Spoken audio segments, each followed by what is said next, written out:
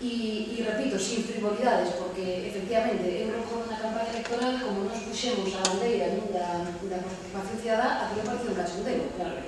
E nos tiñamos que intervir nos debates electorais dicindo, pero vamos a ver, é que vostedes están ganando a cidadanía, e que facer un regulamento participativo, un orzamento participativo, leva un ano ou máis dun ano, é dicir, que non é tan sixelo como chascar os dedos e aquí automáticamente estamos facendo isto.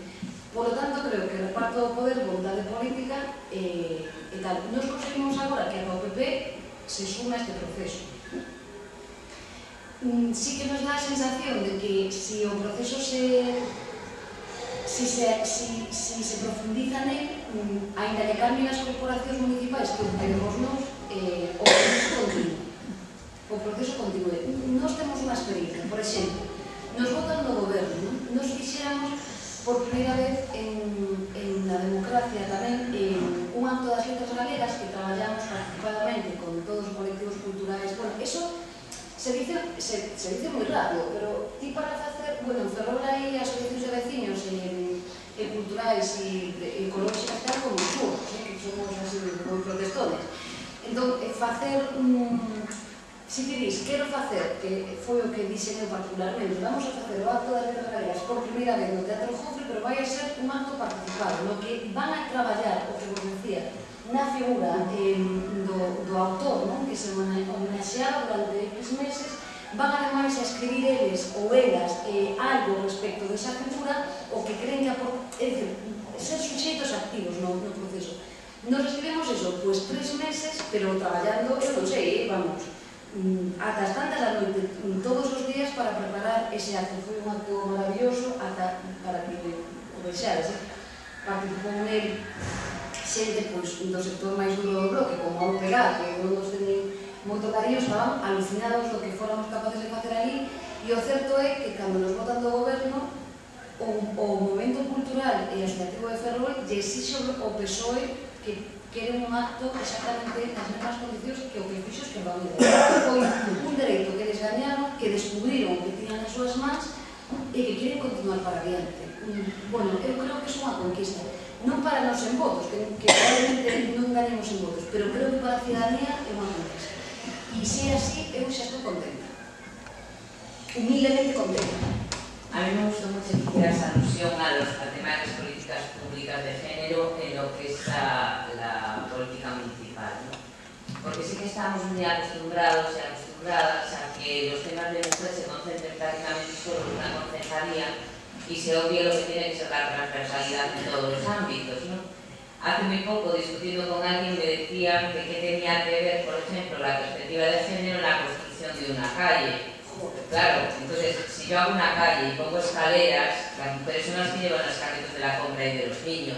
Si yo pongo un transporte público y no tiene un acceso fácil para que la gente vaya cargada, que vaya con la silla de los niños, no sé qué, a quien estoy perjudicando es a las mujeres, ¿no? La transversalidad se tiene que dar absolutamente en todas y cada una de las áreas de la vida de un municipio, bueno, del Estado, a todos los niveles, ¿no?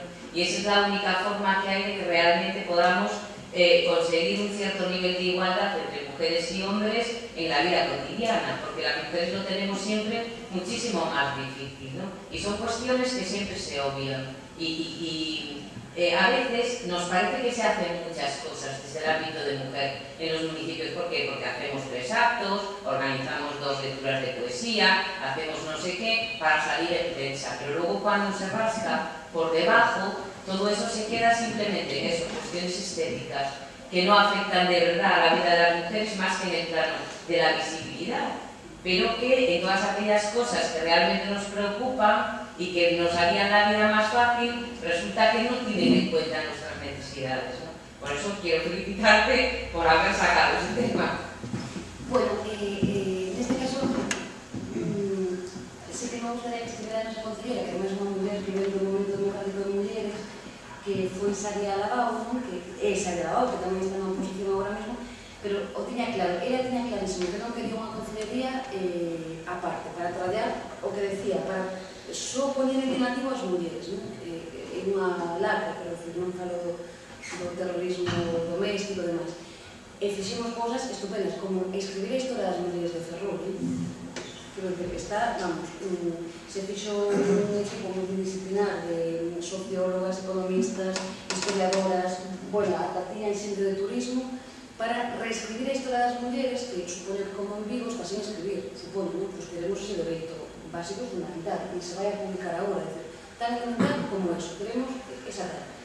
Tiñamos programas, eu alucinei, porque aparte de bonificacións culturais, por exemplo, no ámbito da cultura, tiñamos programas específicos para as mulleres da Casa de Acollida, pero das mulleres en xeral, é dicir, nós tiñamos un cupo para as mulleres e despois accións concretas. Por exemplo, visitas guiadas aos teatros, visitas guiadas ás obras de arte contemporánea que temos no Torrente de Ballester. Eu, ás veces me digo, incluso que nos critican dentro da esquerda, que, bueno, parece que cando se goberna que te piden a revolución. Eu xa sei que non vai haber cambio social por eso, pero ter visto como vimos nós, e non o logro foi da miña compañera, vamos, pois que mulleres da Casa de Acollida, que generalmente son mulleres con problemas severos, falo socialmente, que nunca foran a unha visita a un museo de arte contemporáneo e empezar dende abaixo con visitas guiadas explicándolles todo e flipando, e que despois elas tiveran que facer un traballo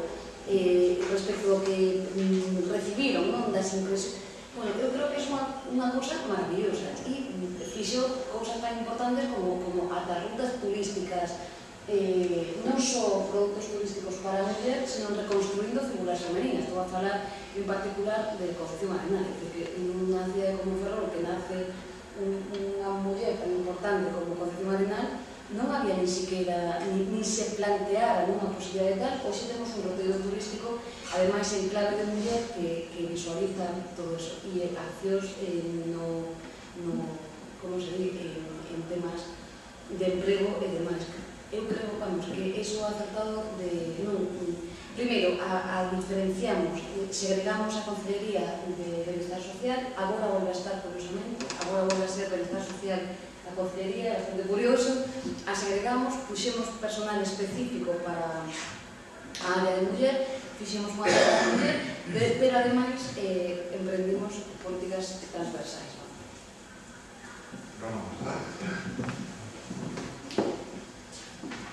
Pero sobre o tema de descentralización, comentar unha problemática, non? É dicir, nós apostamos pola descentralización, correcto? Darle competencias aos concellos, correcto? Pero, eu digo, temas como o urbanismo, os concellos dan as autorizacións urbanísticas, hai unha legislación autonómica, e só hai voces por aí, podense voces do PP, de outros sectores, dicindo que hai que dar máis competencia aos concellos.